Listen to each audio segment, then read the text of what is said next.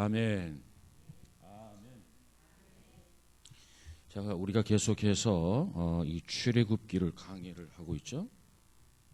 그래서 이 5장을 공부하는데 이 5장에 걸쳐서 이미 2시간 우리가 말씀을 함께 나누었습니다. 그래서 주제를 뭐라고 했었냐면 역사를 치유하는 예배라, 그런 주제로 이미 2시간에 걸쳐서 말씀을 드렸어요.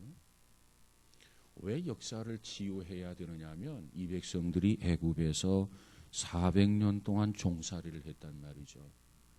그 역사, 그 상처를 치유하지 아니하고는 안 되겠기에 하나님께서 이 출애굽기 5장을 통해서 그들의 상처, 그들의 아픔, 그것을 치유하기를 원하셨던 겁니다.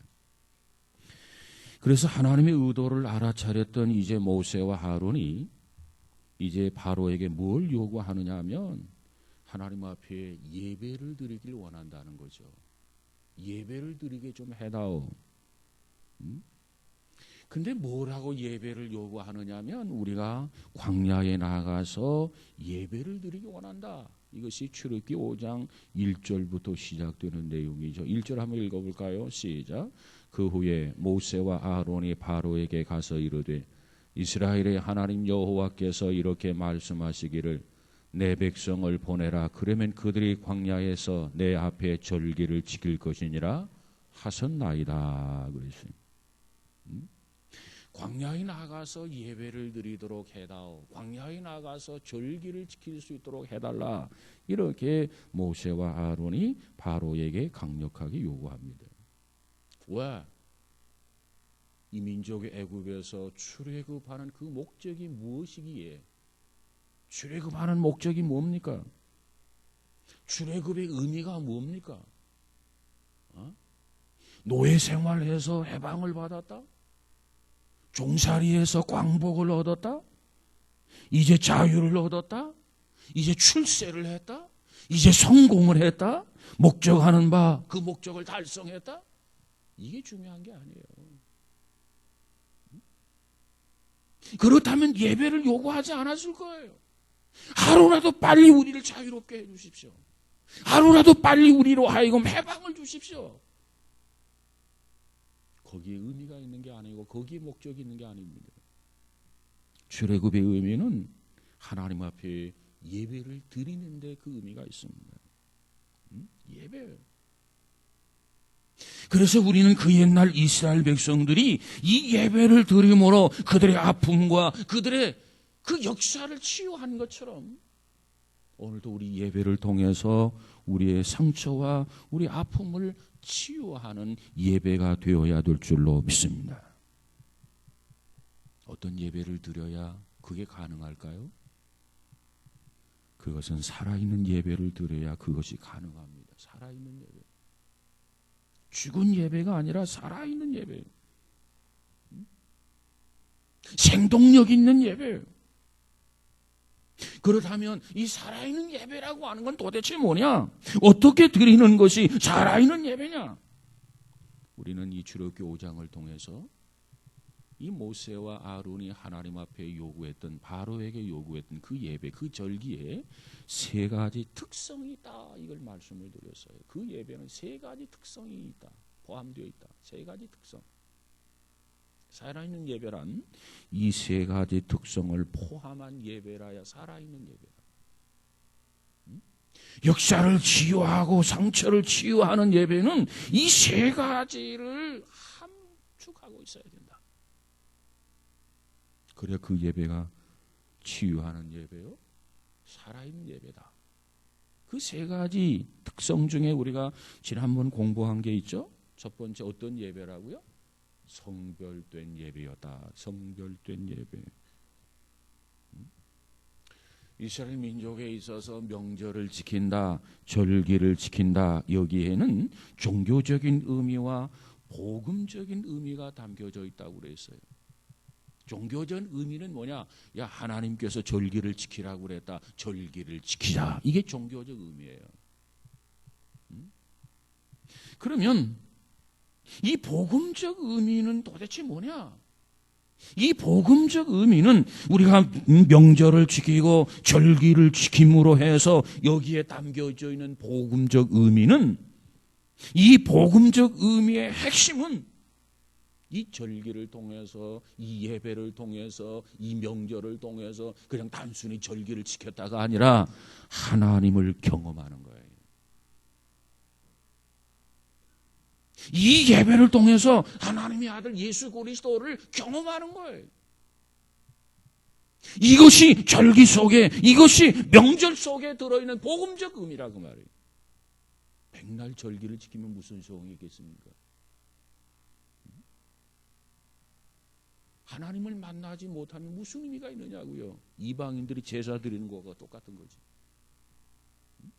예수 그리스도를 만나지 못하고 예수 그리스도를 경험하지 못한다면 그 예배가 무슨 의미가 있느냐 그 말이에요. 알지 못하는 신에게 비나이다 비나이다 하는 그 제사랑 뭐가 다르겠냐는 얘기예요.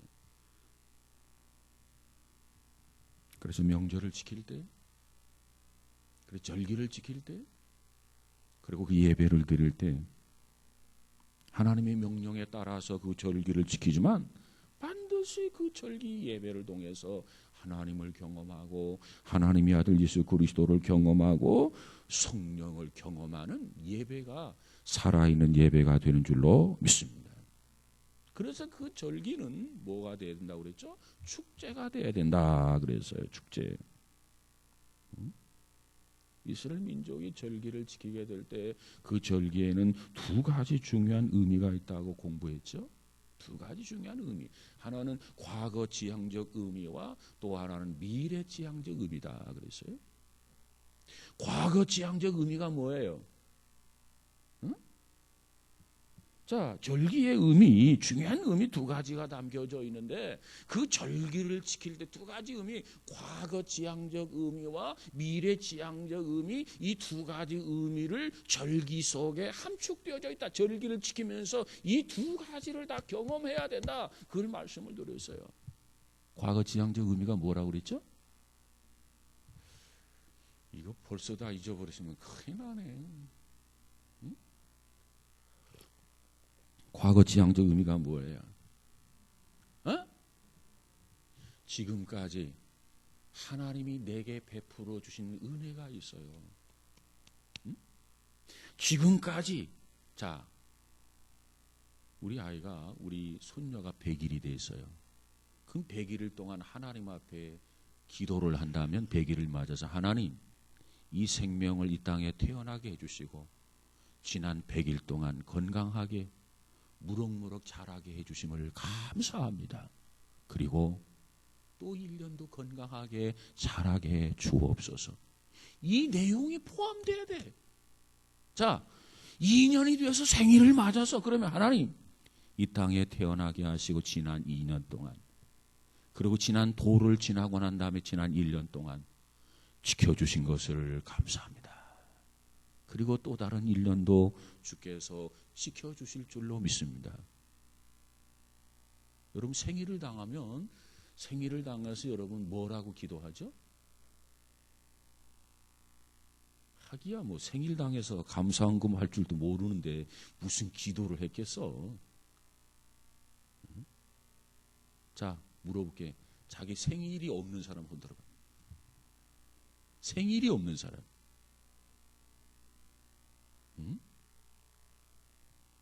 근데 생일 헌금하는 사람이 많지 않아요. 이거 누가 가르쳐줘서 합니까 이거? 참 답답해요. 어떤 목회자로서 막 속이 상해. 야, 이걸 꼭 손에 쥐어주는 것처럼 뭘 이야기해줘야 하나 말이지. 아이들 생일 다 하면 생일 잔치 해줄 생각은 하고 하나님 앞에 감사한금 할 줄은 몰라요. 참 답답하게. 곁길로 나갔으니까 한번 다시 돌아갑시다. 자, 절기를 지키는 것은 하나님 지난 한 해 동안 우리에게 베풀어 주신 것을 감사합니다. 이 감사가 있어야 돼. 이 과거 지향적 의미예요. 그 다음에 또 하나가 무슨 의미가 있다고요? 미래, 이제 용기를 내서 얘기해봐. 괜찮아. 그 다음에 뭐라고요? 미래 지향적 의미. 그 의미가 뭐예요? 그 뜻이 뭐예요? 지난 1년 동안 지켜주신 것을 감사합니다. 또 1년 동안 지켜주실 줄로 믿습니다. 지난 1년 동안 은혜를 주신 것을 감사합니다. 그와 같이 똑같은 은혜를 또 주실 줄로 믿습니다. 그래서 감사와 기대 두 가지가 이 절기 속에는 있다 그 말이에요. 이 두 가지 의미를 따라서 하나님 앞에 감사하고 하나님 앞에 기대를 해요. 하나님이 금년 안에도 불온초당 쉴만한 물가로 인도해 주실 줄로 믿습니다. 이렇게 기대를 하는데 이 감사와 기대에 우리의 반응이 일어나요. 어떻게 반응이 일어나느냐? 그 반응이 두 가지라고 그랬어요. 첫 번째가 뭐라고요? 이렇게 깡그리 잊어버릴 수가. 그건 지난주에 공부한 건데. 기쁨과 찬양. 하나님 앞에 감사하고 하나님 앞에 기대를 가지면서 절기를 지키는 사람에게는 하나님 앞에 내 반응이 나타나는데 어떤 반응이 나타나냐? 기쁨의 반응과 찬양의 반응이 나타난단 말이에요. 기뻐하라 그러니까 뭘 기뻐하지요? 하나님이 지켜주신 것 감사하고 똑같이 그 은혜로 지켜주시고 은혜를 주실 것을 생각하면 감사하지 않을 수 없잖아요. 감사와 그것이 기대잖아요. 그걸 믿는다면 하나님을 찬양하지 않을 수 없죠. 기뻐하지 않을 수 없죠.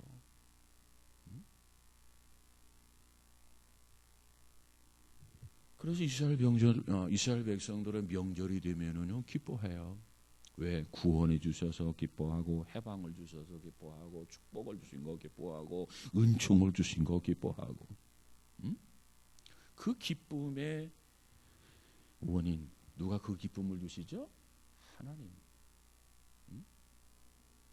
하나님 안에 있는 그 기쁨이 우리 안에 있기를 원하는 게 하나님의 소원이에요. 그래서 바울은 항상 기뻐해라. 그래서 이스라엘 민족에게 대표적인 명절이 7가지 명절이 있는데 그 명절은 모두가 저들이 기쁨으로 명절을 지킨단 말이죠. 찬양으로 그 명절을 지킨단 말이죠. 그래서 그 명절은 뭐냐? 축제다, 축제. 이렇게 성별된 예배, 축제의 예배, 이 예배를 하나님이 받으시고 하나님이 연락해 주시는 것을 믿으시기 바랍니다. 그래서 우리가 지난 시간에 느헤미야 5장을 공부를 했어요. 찾아서 이 성경에서 가장 감동적인 예배를 찾아본다면 저는 느헤미야 8장이죠. 8장. 느헤미야 8장에 기록되어져 있는 그 내용이 가장 감동적인 예배다. 그래서 에스라를 중심으로 해서 벌어지는 그 역사를 우리가 함께 점검한 적이 있어요. 이렇게 예배를 드릴 때 그 예배를 드리고 나면 그 예배는 살아있는 예배고 그 예배는 하나님이 받으시는 예배고 그 예배를 드리면 내가 변하지 않을 수가 없고 그 예배를 드리면 가정이 변하지 않을 수가 없고 그 살아있는 예배를 드리면 역사를 치유하고 그 살아있는 예배를 드리면 상처를 치유하는 변하여 새 사람 되는 역사가 나타나게 되는 것 믿으시기 바랍니다. 그래서 우리의 예배는 바로 이와 같은 예배라 해야 된다. 자, 여기까지 지난 시간에 말씀을 드렸어요. 세 가지 특성 중에 첫 번째 특성이 뭐라고요? 성별의 예배. 성별의 예배. 애굽 안에서 예배 드릴 수 있지만 모세는 그걸 요구하지 않고 광야로 사흘길쯤 가서 예배 드리도록 해달라 그랬어요. 성별된 예배, 구별된 예배. 이게 살아있는 예배를 드리는 첫 번째 특성입니다. 광야로 가서 뭐가 좋겠어요? 그런데도 성별된 예배를 하나님 앞에 드려야 된다. 이것이 모세의 생각이고 모세의 이 생각은 하나님의 지배를 통해서 모세가 이런 마인드를 갖게 되었다는 겁니다. 그래서 성별된 예배. 그럼 두 번째가 뭐라고요? 축제 예배. 자, 그다음 오늘 세 번째를 공부하는데 오늘 세 번째 내용은 뭐냐면 희생적 예배입니다. 희생적 예배. 예배의 특성, 살아있는 예배를 드리려면, 하나님이 연락하시는 예배를 드리려면, 생명력 있는 그러한 예배를 드리려면 이와 같이 세 가지 특성이 있어야 된다고 말이에요. 성별된 예배, 축제 예배, 희생의 예배입니다. 자, 오늘 출애굽기 5장 3절을 한번 가서 볼까요? 3절 시작.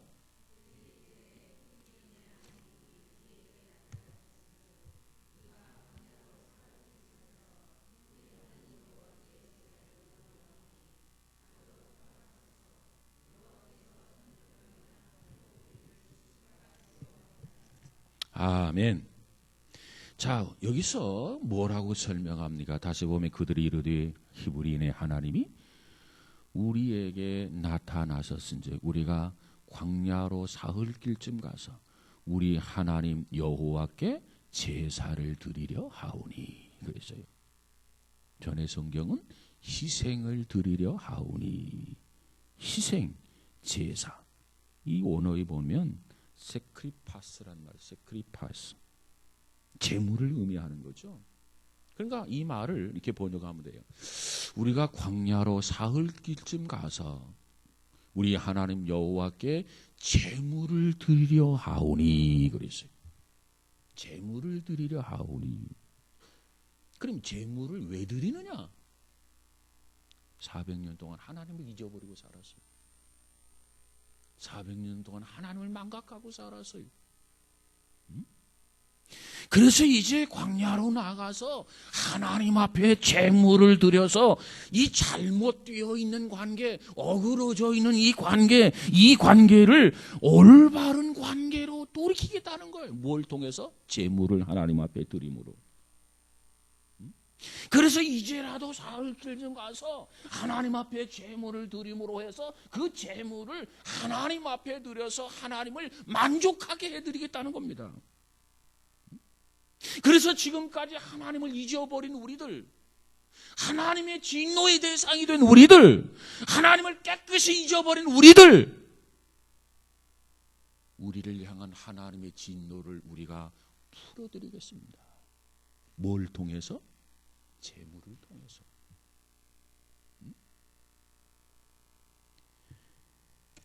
이 모세와 지금 아론이 그걸 요구하는 거예요.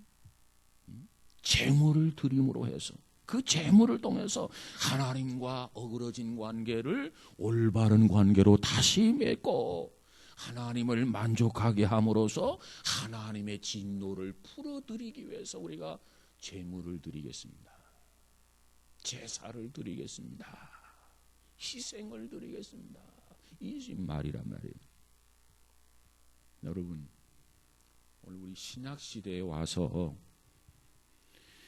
우리에게 합당하고도 유일한 제물이 있어요. 우리에게 합당하고도 유일한 제물이 누구이십니까? 예수 그리스도입니다. 예수 그리스도예요. 그분은 어떤 분이시기에 유일하고도 합당한 제물이 되느냐? 그분은 거룩하고 흠이 없으세요, 먼저. 그래서 예수 그리스도는 십자가에서 자기의 몸을 단번에 산 제물로 하나님 앞에 드리셨어요. 누구를 위해서? 우리들을 위해서. 그러므로 예수 그리스도는 하나님과 죄인들을, 이 어그러진 관계를, 삐딱해진 관계를 예수 그리스도가 십자가에 단번에 제물이 되심으로 해서 이 관계를 바로 맞추고 하나님과 화목하게 하셨단 말이에요. 그래서 예수 그리스도를 뭐라고 말합니까? 화목의 제물이라 이렇게 이야기합니다. 예수님과 하나님과 화목이 아니에요. 하나님과 우리의 관계가 잘못되었어. 하나님과 우리의 관계가 벗어났어. 그걸 바로잡기 위해서 예수님께서 단번에 희생의 제물이 되셔서 우리를 위하여 십자가에 화목 제물이 되신 것을 믿으시기 바랍니다. 그래서 그리스도를 통해서 하나님 앞에 나아가고 하나님과 우리가 화목하게 된 거예요. 그래서 아버지라고 부르고 그래 아들아 딸아 이렇게 안아주고 우리를 품어주는 것 아니겠습니까? 하나님과 우리 사이에 재물이 없었더라면 하나님 앞에 나갈 수 없어요. 하나님과 우리 사이에 그리스도라고 하는 재물이 없었다면 우리는 하나님의 자녀가 될 수 없어요. 마찬가지로 이 백성들이 애굽에서 400년 동안 살면서 하나님을 까마득하게 잊어버렸어요. 그것을 누구보다도 잘 알고 있는 모세 그리고 아론, 그들이 광야 사흘쯤 가서 하나님 앞에 희생을 드리길 원합니다. 제물을 드리기 원합니다. 제사를 드리기 원합니다. 그래서 잘못된 관계를 바로 맺어야 되지 않겠습니까? 어그러진 관계를 바른 관계로 정립해야 되지 않겠습니까? 하나님 앞에 뭔가 좀 용서해달라고 하나님께 만족스러운 제물을 드려야 되지 않겠느냐 그 말이에요.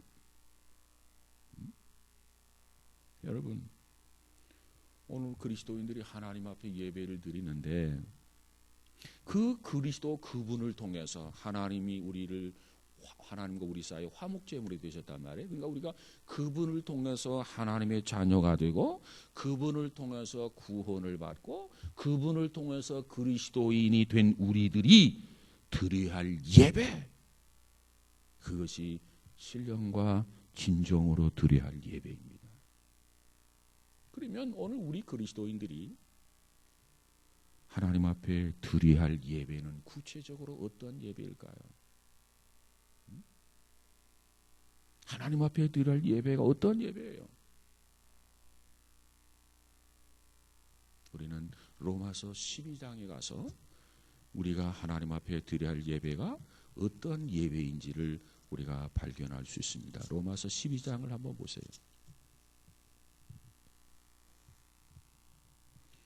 12장 1절을 주목해 보시기 바랍니다. 히브리서 12장 1절.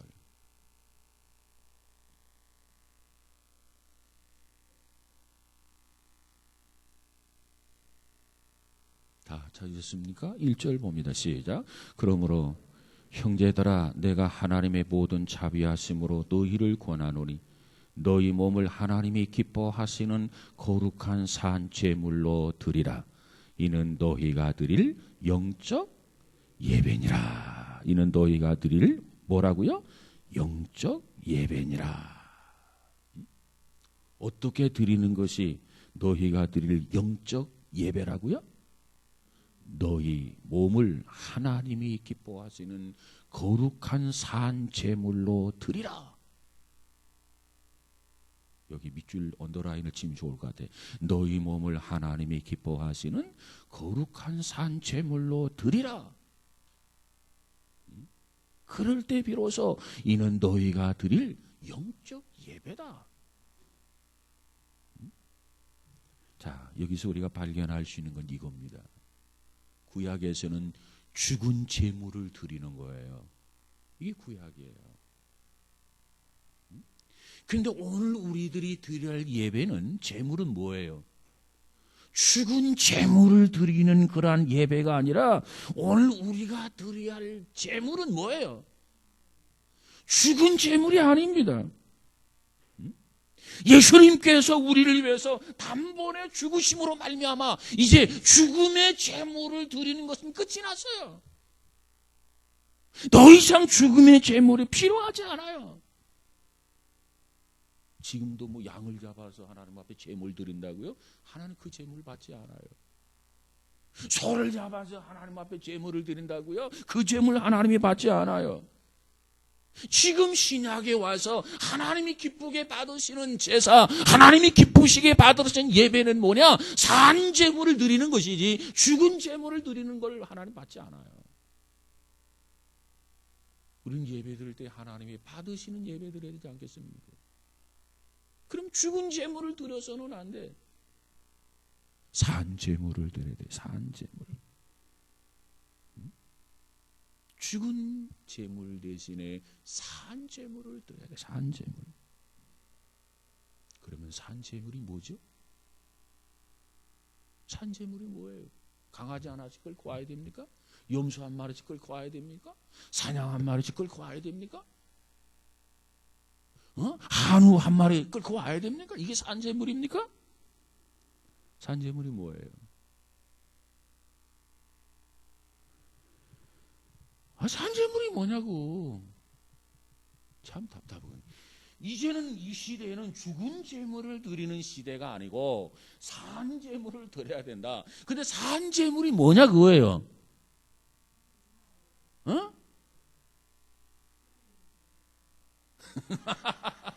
맞아요. 살아있는 재물이 산 재물이라.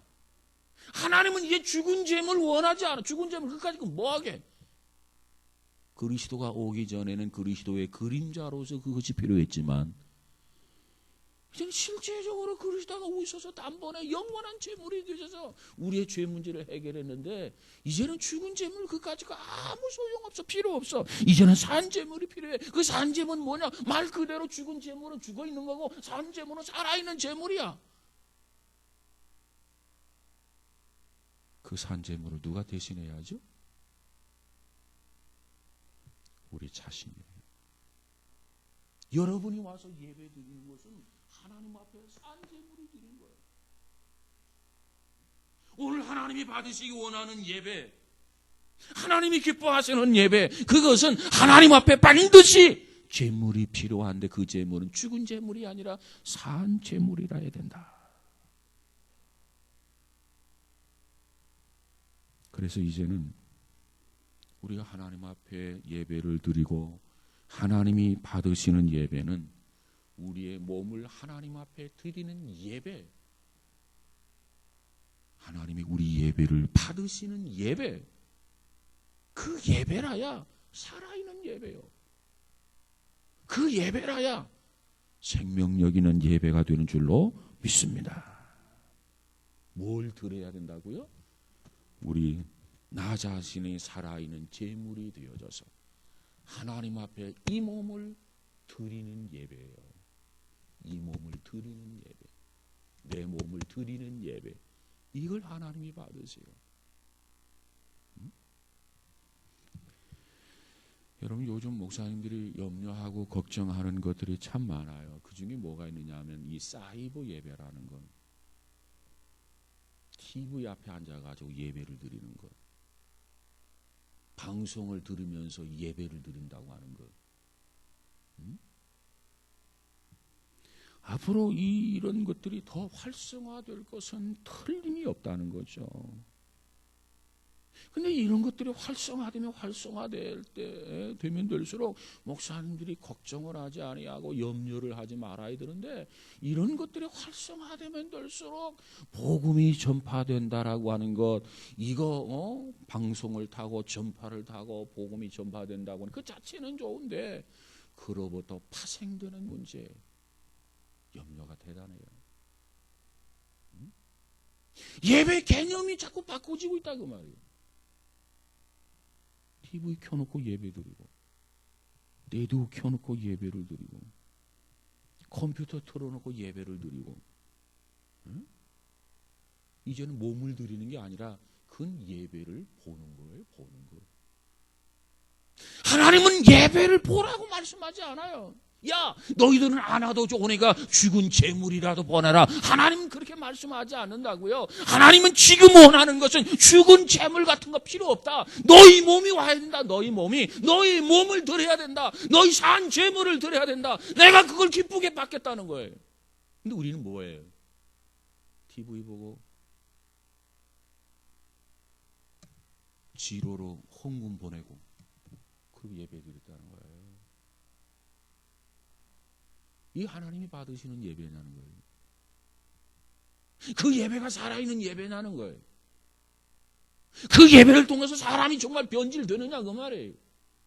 뭐라 이전 것은 지나갔으니 새로운 피조물이라 고백하면서 변화된 자기 간증이 있느냐 그 말이에요. 교회 가기 싫은 사람들, 게으른 사람들, 아주 변명하기 좋게 TV를 통해서 나도 예배를 드렸습니다. 교회는 못 가지만 방송으로 예배를 드렸습니다. 구실을 만들어 주는 거죠. 그건 예배가 아닙니다.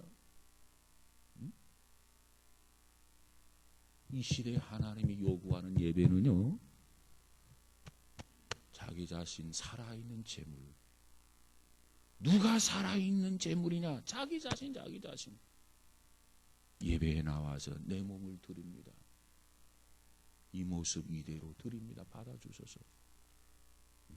그런 고백과 같이 자기 자신의 몸을 하나님 앞에 드리는 이 헌신이 없이는 그 예배가 아니라 그 말이에요.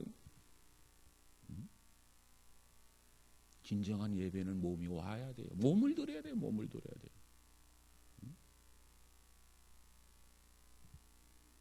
몸을 드리지 않는 예배는 그 예배가 아닙니다. 여러분, 자리를 이렇게 채우는 것이 중요한 게 아니에요.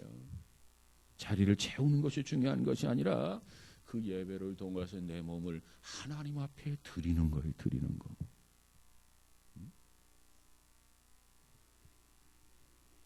자, 그러면 예배를 통해서 내 몸을 하나님 앞에 드린다.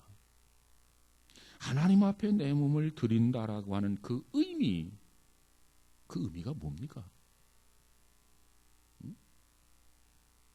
하나님 앞에 내 몸을 드린다. 그 의미가 뭐예요? 내 몸을 드린다. 내 몸을 하나님께 맡깁니다. 그 소리예요. 그 의미는요, 하나님, 나를 하나님의 마음대로 활용하십시오. 하나님께서 나를 마음대로 쓰십시오. 그런 의미예요. 하나님 앞에 드린다는 의미는. 하나님 하고 싶은 대로 하십시오.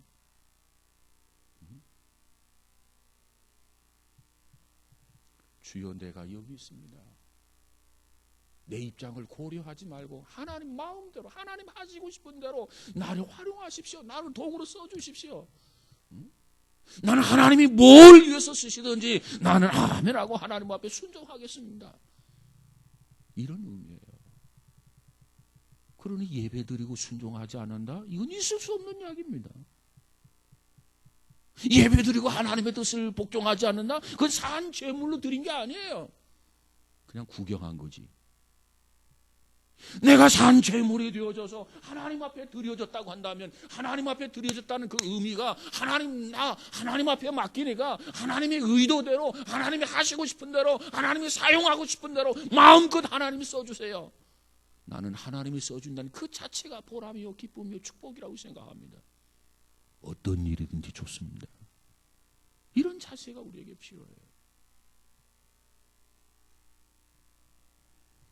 우리가 로마서를 공부하는데 로마서는 큰 대지가 두 가지입니다.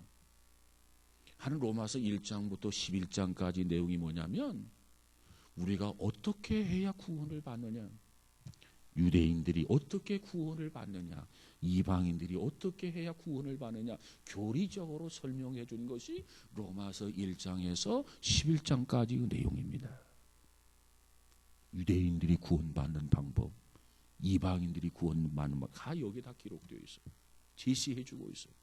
그런데 유대인이 구원을 받았어요? 이방인들이 구원을 받았어요? 그렇다고 한다면 이제는 유대인이든 이방인이든 구원을 받았다면, 하나님의 자녀가 되었다면, 하나님의 백성이 되었다면, 하늘의 소망을 가지고 살아간다면 이 땅에서 어떻게 살아가야 될 것인가, 유대인이든지 간에 이방인이든지 간에 어떻게 살아야 할 것인가를 가르쳐주는 삶의 내용, 생활의 내용을 가르치고 있는 것이 로마서 12장부터 16장까지 내용이에요.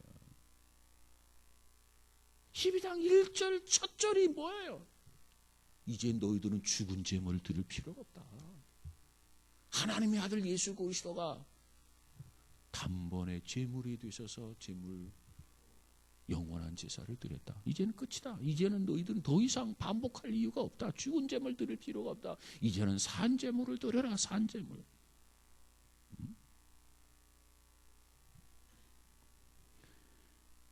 하나님 나를 써주세요.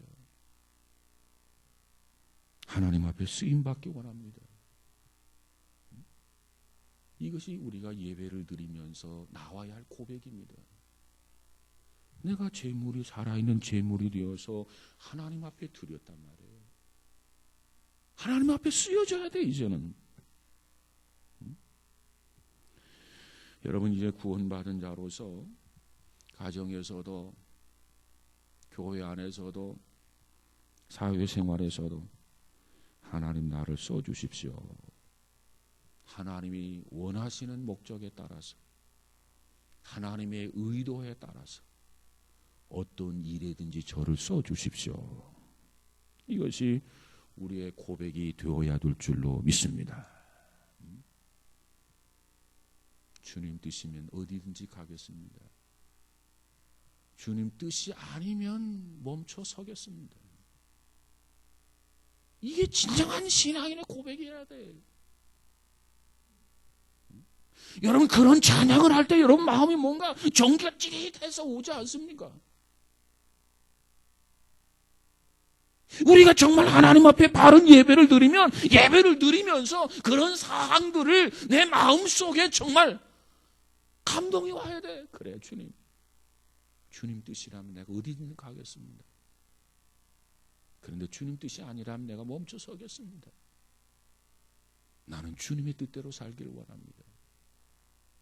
주님 나로 하여금 일깨워 주세요. 분별하게 해주세요. 그리고 주님 결단할 수 있게 해주세요. 의지가 연약해서 결단하지 못하는 그런 일이 없게 해주세요. 우리가 하나님 앞에 이런 기도를 안 할 수가 없습니다. 여러분 바로 여기에 헌신이라는 게 나와요. 헌신. 하나님 나를 써주세요.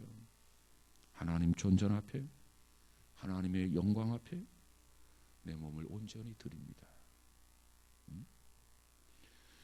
우리가 이 내 몸을 드리는데 여기에 내 몸을 드린다라고 하는 요인 속에는 시간도 드리고 재능도 드리고 다 드리는 거예요. 왜? 그 모든 것들이 내 이 안에 속해 있는 것들이거든요. 몸을 드린다고 하면서 시간을 못 드릴 수 있겠습니까? 바꿔서 시간을 못 드리는 사람이 어떻게 몸을 드린다고 말할 수 있습니까? 또 내가 소유한 물질을 드리지 못하면서 어떻게 내 몸을 드린다고 말할 수 있겠습니까? 나에게 주신 이 재능을 드리지 못하면서 어떻게 내 몸을 하나님 앞에 드린다고 말할 수 있습니까? 나의 입술을 드리지 못하면서 어떻게 내 몸을 하나님 앞에 드린다고 말할 수 있습니까? 내 마음을 드리지 못하면서 어떻게 하나님의 뜻대로 하나님 앞에 내 몸을 드린다고 말할 수 있겠습니까? 이제는 우리는 하나님 앞에 기도의 내용이 달라야 돼요. 하나님, 내 모든 것은 내 것이 아니라 하나님의 것입니다. 나를 하나님의 영광을 위해서 써주십시오. 나의 재능도 써주시고요. 내가 가진 물질도 써주시고요. 내가 가진 시간도 써주시고요. 내가 가지고 있는 입술도 써주시고요. 무엇이든지 내가 수고한 모든 것을 다 써주십시오. 이렇게 예배는 성별된 예배라야 되고 축제 예배가 돼야 되고 그리고 그걸 희생적 예배, 나를 하나님 앞에 드리는 예배, 이 예배라야 돼요. 근데 하나님께서 우리가 이 출애굽기 5장을 보면 참 감동적인 게 있어요. 뭐냐면 이 모세와 아론을 통해서 이스라엘 민족을 지금 출애굽하기 전이잖아요. 지금 하나님의 목적은 이 백성들을 출애굽을 하는 건데 이 출애굽을 하기 전에 하나님께서는 이 모세와 아론을 통해서 지금 뭘 가리키느냐? 진정한 예배가 뭔가? 어떻게 드리는 것이 정말 하나님이 연락하는 예배인가? 우리는 하나님 앞에 어떻게 예배를 드려야 되는가? 그 예배를 지금 가르쳐주고 있는 거예요. 참 하나님의 성질도 급하죠. 출애굽 시켜놓고 한 자리 모아놓고 야 이제부터 내가 너희들을 통해서 예배를 받아야 되겠다. 너희들이 이제는 예배는 이렇게 드려라. 성별된 예배를 드리고 축제 예배를 드리고 희생적 예배를 드려야 된다. 이렇게 했으면 좋았을 것 같은데 출애굽도 시키지 아니하고 하나님은 지금 성급하게 이 백성들을 향해서 하나님 앞에 드릴 예배가 어떠한 예배인지, 하나님이 받으시는 예배가 어떠한 예배인지, 그걸 지금 예배를 먼저 가르쳐주고 있다 그 말이에요.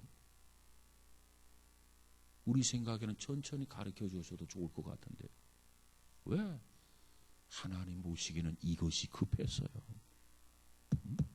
한 번의 예배를 드려도 하나님이 원하시는 예배를 드려야 되고 하나님이 연락하는 예배를 드려야 되지 않겠습니까? 그래서 어느 것보다도 하나님 앞에 예배 드리는 이 예배의 성격, 이게 중요했던 거야.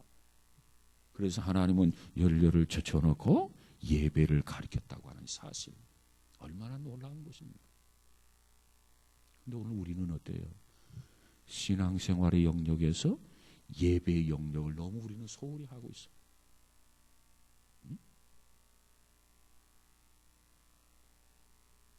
예배를 소홀히 여기면 안 돼요. 여러분, 주일을 준비할 때 목사님만 주일 준비해서 되겠습니까? 여러분도 주일을 준비해야 돼요. 토요일부터 주일을 준비해야 돼. 그래야 주일날 은혜로운 주일을 지킬 수 있는 거지. 왜? 예배가 소중하기 때문에 그래요. 예배는 때우는 거 아닙니다. 사무적으로 치르는 게 아닙니다. 예배는 우리 자신을 하나님 앞에 드리는 예배입니다. 이런 예배를 드려야 그 예배가 정말 살아있는 예배, 그 예배가 생명력 있는 예배, 그 예배를 드려야 드리고 나서 우리의 모습이 달라지고 변화되지 않겠습니까?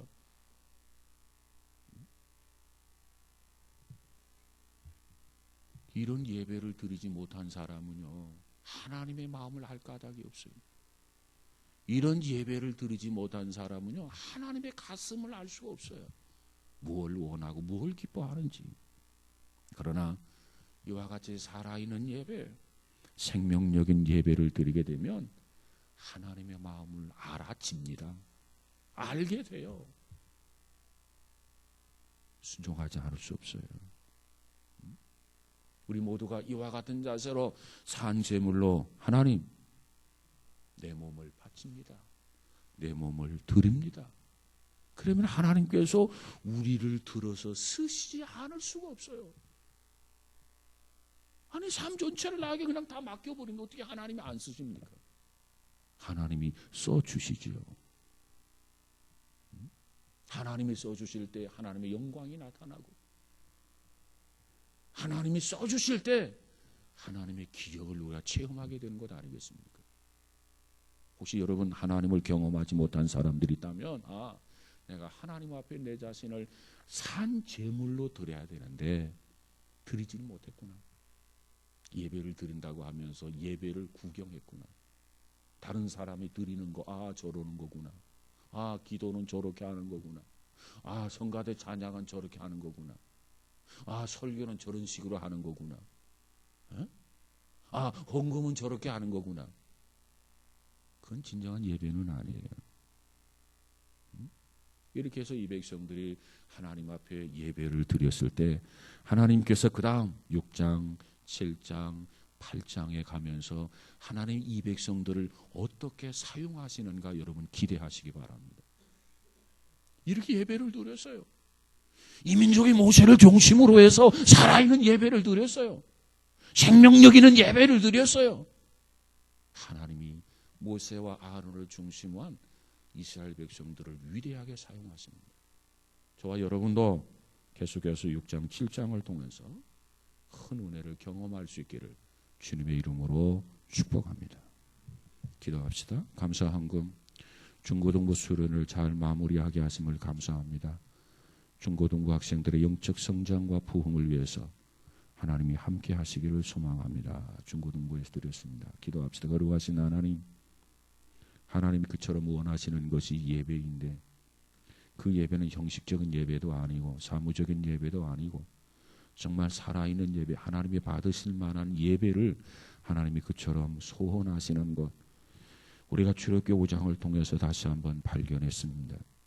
아직도 애굽을 벗어나지 못했는데, 아직도 시작하기도 전인데 하나님 모세와 아론을 통해서 예배를 받기 원하셨고, 그래서 이제 모세와 아론은 바로에게 나아가서 당당하게 광야 사흘쯤 가서 하나님 앞에 예배를 드리기를 원합니다.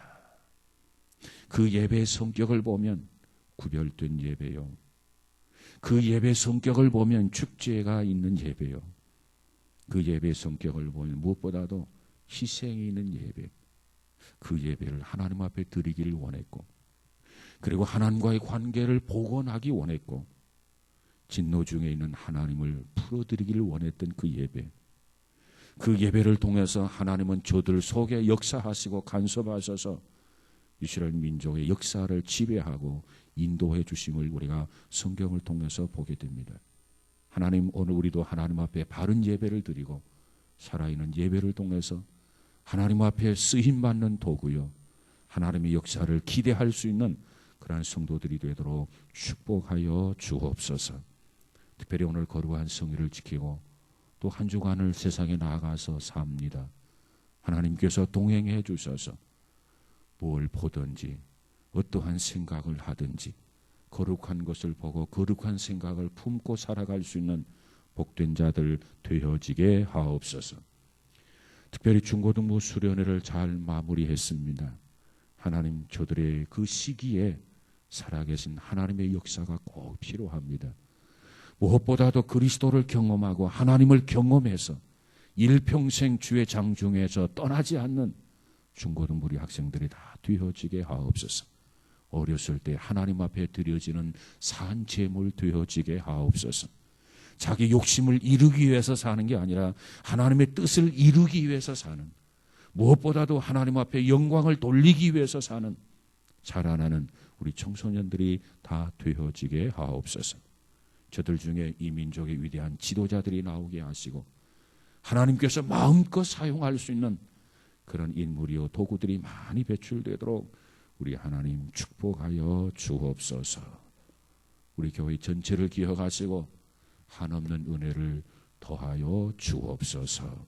예수님 이름으로 기도하옵나이다. 아멘.